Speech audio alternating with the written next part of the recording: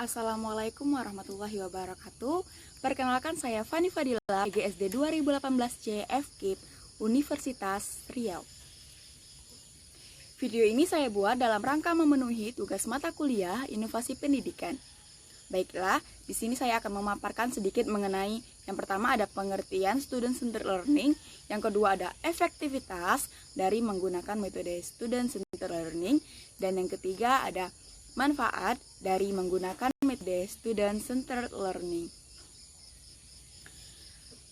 Menurut Rogers, tahun 1983, SCL ataupun student-centered learning merupakan hasil dari transisi perpindahan kekuatan dalam proses pembelajaran.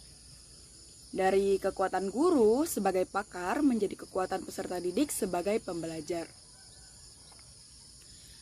Perubahan ini terjadi setelah banyaknya harapan untuk memodifikasi atmosfer pembelajaran yang menyebabkan siswa menjadi pasif, bosan, dan resisten.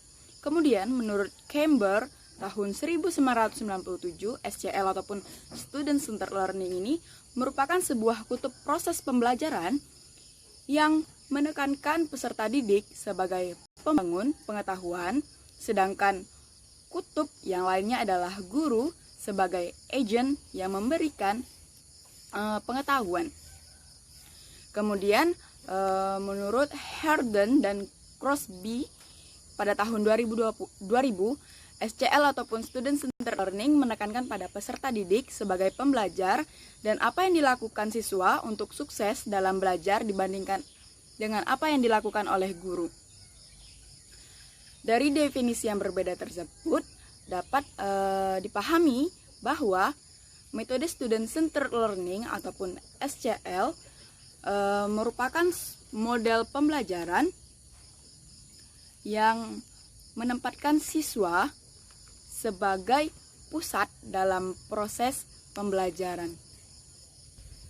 Adapun efektivitasnya adalah kita harus mengetahui dulu tujuan dari model pembelajaran ini. Ya, ini tujuannya sendiri ya ini siswa belajar untuk menciptakan makna, representasi pengetahuan melalui kuantitas serta kualitas data yang tersedia, sehingga dapat mengembangkan daya nalar siswa berdasarkan pengetahuan ataupun pengalaman yang dimilikinya dengan sharing antar teman kelompoknya. Kemudian, adapun manfaat dari diterapkannya model pembelajaran student-centered learning ini, yakni kita dapat membuat siswa lebih memahami materi yang dipelajari. Kemudian tidak hanya itu saja, dengan menggunakan metode pembelajaran ini juga siswa dapat memupuk rasa tenggang rasa, empati, simpati, dan cara siswa dalam menghargai orang lain. Baiklah, sekian pemaparan saya terkait SCL ataupun Student Centered Learning. Jika ada salah kata, saya mohon maaf karena saya masih dalam proses belajar. Assalamualaikum warahmatullahi wabarakatuh.